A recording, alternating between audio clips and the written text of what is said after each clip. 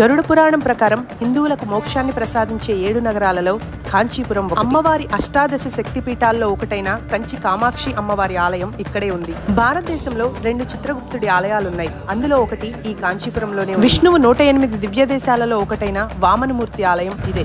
క్షీరసాగర మథనం కోసం విష్ణువు కూర్మావతారం ధరించినప్పుడు ఈ కచబేశ్వర ఆలయంలోనే శివుణ్ణి పూజించారట. పార్వతీదేవికి శివునికి మధ్యలో ఉండే సుబ్రహ్మణ్యేశ్వర స్వామిని సోమస్కందుడు అంటారు.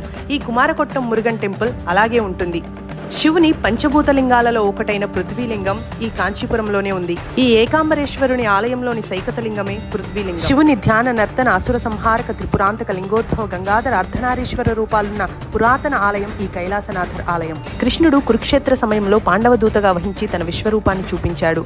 ఆ అవతారమే ఈ పాండవదూత పెరుమాళ్ టెంపుల్. విష్ణువు 108 దివ్య దేశాలలో ఒకటిగా ప్రసిద్ధి చెంది విష్ణు కంచిగా పేరు పొందిన శ్రీ వరదరాజ పెరుమాళ్ టెంపుల్ కూడా కాంచీపురం